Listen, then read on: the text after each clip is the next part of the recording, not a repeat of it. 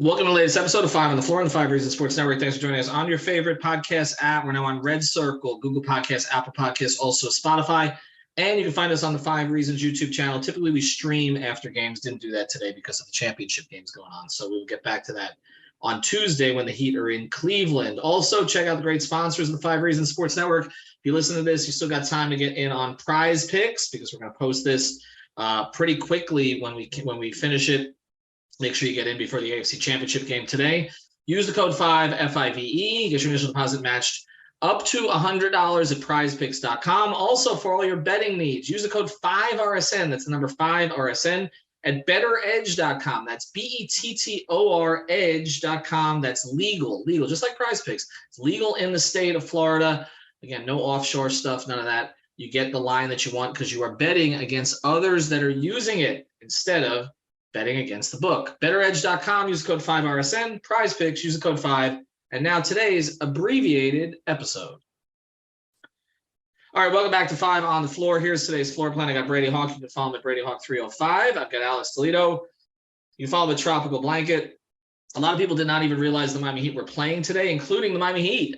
They lose to the Charlotte Hornets. They give it, what was it, 120 at the end? 120, 121? I lost track. 122.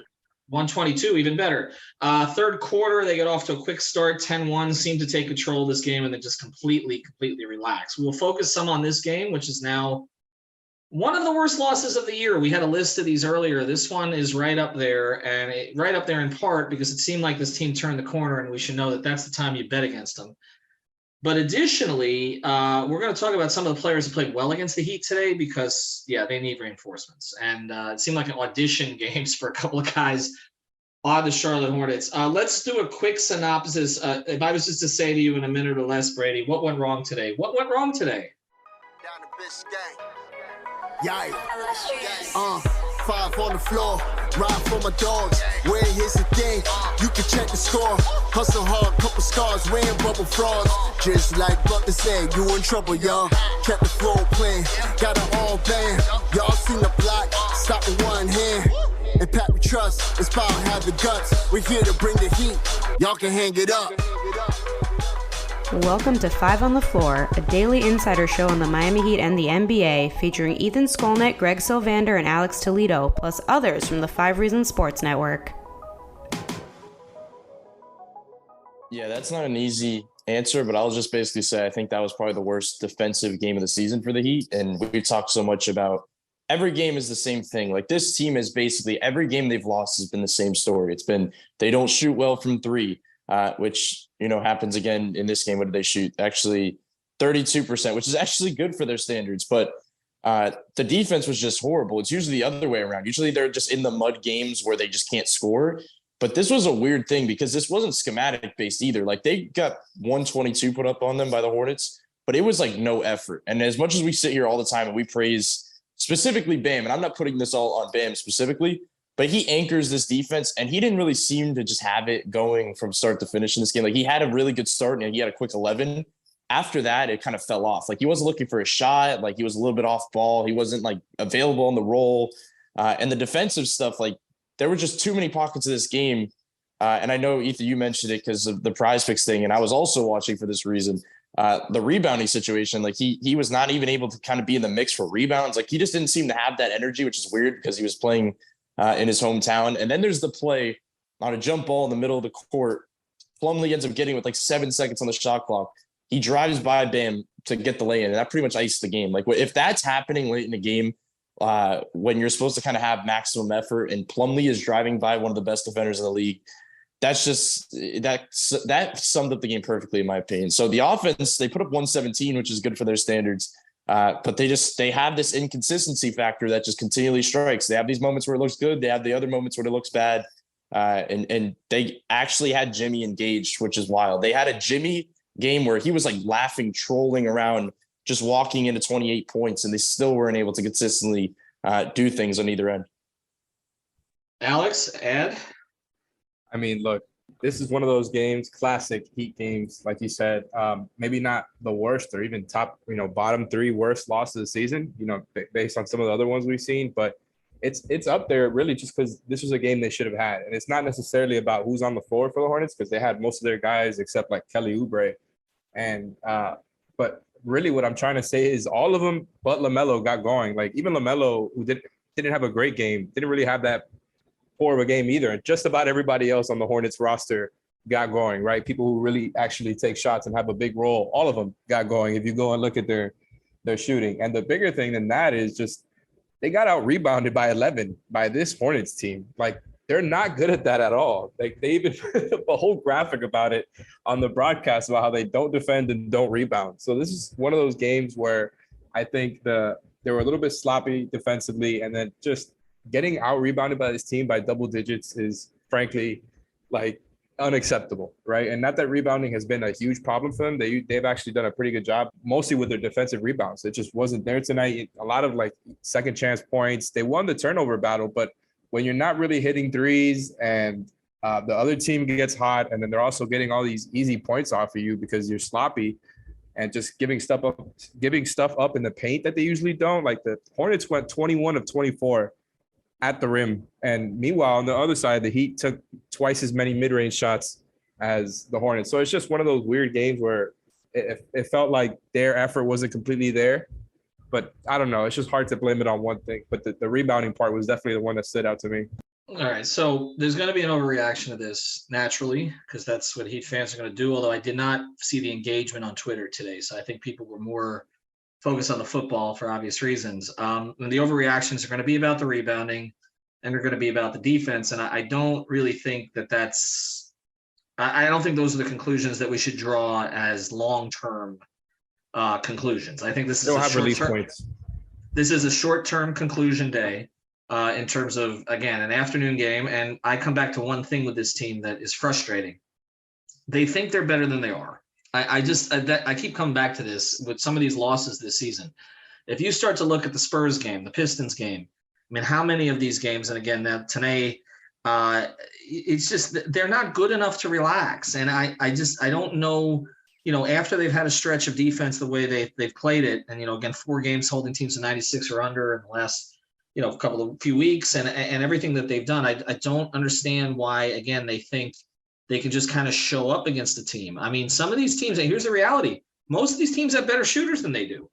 So if they're going to relax, some of those shooters are going to get off. And this was a game where, I thought actually Strus played pretty well for them. I didn't think Gabe was particularly good today. I didn't think Caleb was particularly impactful today. Those guys all were in the most recent game. But you're right about Bam. It's like they fed him offensively early, but he wasn't doing some of the other things that he typically does. And, and Kyle, here's the thing. At one point in the game, he might have actually finished with the best plus minus on the team. Okay. But he missed his first 5. And, and then I see him on the break and he's able to finish using his body. And I'm like, okay, why not more of that? Like there was a sequence where he actually started to get going a little bit in the second half in transition. Well, that's what he has to do now because he's clearly not comfortable in this off ball role in the half court. Sometimes he's just sort of standing in the corner. He's almost an afterthought at this point. Okay. With behind Depot and Jimmy. And I'm like, okay, then Kyle, find some other ways to get involved. He did. Then he has a late 3 that was an opportunity. He pulled it short, as he's typically done so many times.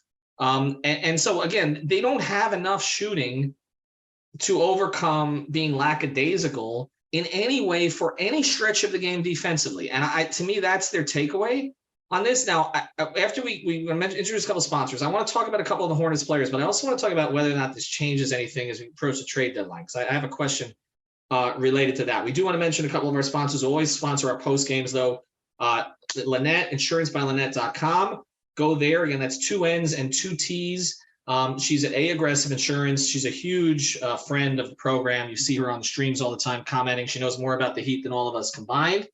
So just check out, again, insurancebyLynette.com. Again, and mention 5 reasons. She'll take care of you anyway, but she can get you driver's insurance for sure, even if you have a terrible driving record. So go to her, insurancebylynette.com. We always also mention odmpsi.com. We're going to be doing an event soon with ODM Performance Solutions. They can get you anything from C-level suite management for your company, if you have a company, or maybe you're friends of the boss and want to become better friends of the boss, or it can get you call centers, anything you need for your business. This is the consulting company that's rising in South Florida, from Pembroke Pines down to Miami, odmpsi.com. All right, well, the performance solution of the game today might have been to do something about PJ Washington. So I will ask you, because Rozier hurt them for sure, especially the two buzzer beaters. At one point, they were down, 5 entering the fourth, and he'd had 2 buzzer beaters, which were basically the difference. It sort of gave them life going out of the second quarter and third quarter. But PJ Washington is the one that consistently hurt them in the third, and he's been awful lately. Like his last 2 weeks, we talked about this on the pregame show. What went wrong against PJ Washington? I'll ask you that question, Brady. And then Alex, I'll ask you, was he any more attractive to you as a trade target after today? Yeah, I'd say what went wrong is we always talk about Miami's defensive game plan. It's like basically to force those in-between shots. And that's basically what killed them. The Hornets were just hitting those shots. But that was one of the things that PJ Washington was really good at. Those little push shot floaters he was hitting was just absolutely killing them. He used his size, and when he could kind of shoots over the top of them, it was kind of just hurting them in that way. And then you added the fact that he's stretching the floor in that way for different spots. He had that corner three. He could obviously hit from above the break, 3 of 7 from 3 in this game. He just looked really good in this game. And it's funny how PJ Washington and Terry Rozier, the 2 guys that we always talk, kind of throw in the mix, just absolutely killed them. They both were 11 of 19 from the field. But yeah, PJ Washington looked really good in this game. And it's just ironic that he's just has this kind of cold stretch and he just comes out ready to go against Miami. It's a little ironic, but yeah, he definitely looked good. And I'll just say before Alex goes and talks about the fit wise, I mean, that's kind of the style of player that we've been kind of talking about. They've missed is like kind of a big body stretch shooter that could do some things in the middle of the floor. So he definitely looked good in this game. How much do you like him, Alex? Fairly enough. And this game didn't necessarily change my perspective of him that much. I think he got a lot of easy shots, and I'm not trying to reduce what he did because he had a very good game. And him and Rozier just went crazy in the third quarter specifically. I think they each had like between 12 and 15 in the third quarter alone. Like Brady said, they both finished with, 11 of 19. And I just think PJ is the type of build that has been talked about, right? Trading for, especially when you factor in his age. I believe he played with Tyler in college. And then on top of that, he has a game like that tonight, but really everybody went off. Like I was talking about before, Hayward had me thinking about if he should be a Heat trade target with the way that he was cooking them up. Obviously the injury stuff is a different conversation with him. Like Plumlee had a great game. He would obviously be a luxury as a backup 5. Rozier is a really streaky shooter, but when he gets going, he looks really, really good. And just the shooting aspect of it is kind of, just stuff that you can look at tonight's game where guys like them go off and it's like, yeah, those are some guys the Heat should go for. So I get it. And honestly, all of them are a little bit interesting to me. It's one of those things where like I may have said on a trade stream before that like maybe you don't trade a first for PJ alone, but if you're doing like a multiple pieces for multiple guys type of trade, maybe that's, the Hornets are a little bit interesting there because PJ has been thrown in rumors before. And then you have a bunch of kind of vets that we just mentioned there who have done it before for other teams in the past that have gone into the playoffs. There's very like carved out roles for them. And the Hornets and Heat have a, longstanding trade history, which I know you can attest to, Ethan, but they do. So it's one of those things where, it's kind of interesting if they're willing to do that. The Hornets has just not been very good this season at all. Well, and they're also looking to get worse. We know. The thing about PJ Washington is that, he's younger, and it's a little surprising to me that they haven't wanted to kind of retain him, but I think a lot of it is the inconsistency. All right, the one thing we'll pivot forward to, and again, let everybody get back to football if they're listening to this today, and then we'll have full podcasts all week long. We're going to do a ton of transaction stuff. But this is a big week for the Heat, and it started poorly. I mean, they've got Cleveland and they got New York. I mean, these are the teams that they're chasing Cleveland. We thought maybe even by the end of the week, they could be looking at being in a 5, maybe pushing for a 4. This loss is a setback. This could end up being one of those lost road trips. You don't want to start it this way. You hope it's a wake-up call. I'll just say this, the Cleveland game and the Knicks game, I'll let you close here, Brady. More concerned with the Cleveland game, right? Yeah, I would say so. I feel like they'll definitely get up for the New York game at least. Like that's just kind of an energy boost where they're not going to walk into that game like they did in this game. The Cleveland game's a little bit different because obviously the matchup wise, they have the ton of length. There's obviously that stuff defensively that they have to go against. But the thing is, they're going to need Bam. They're going to need Bam to be awake in that game. And I come back to that again because we haven't seen this a lot from Bam. Like this season, he's just been, it feels like every night, like it's a given what he's going to provide, where it was just like kind of a wake up call to his importance, I feel like, in this game.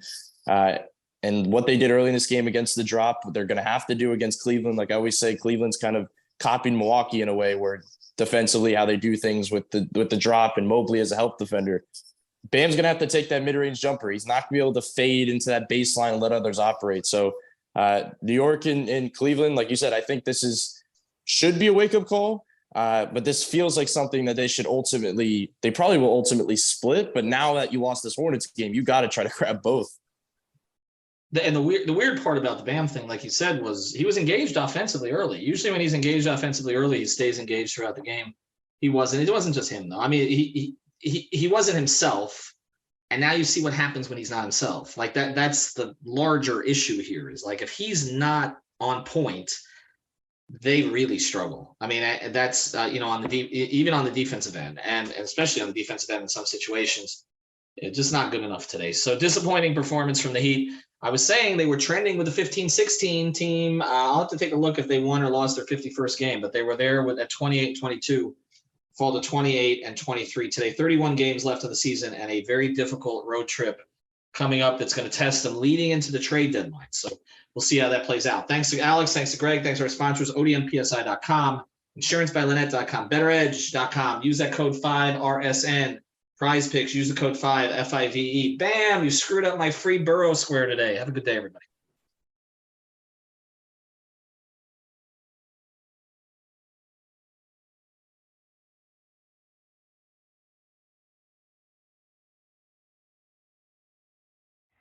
Thank you for listening to the Five on the Floor on the Five Reasons Sports Network.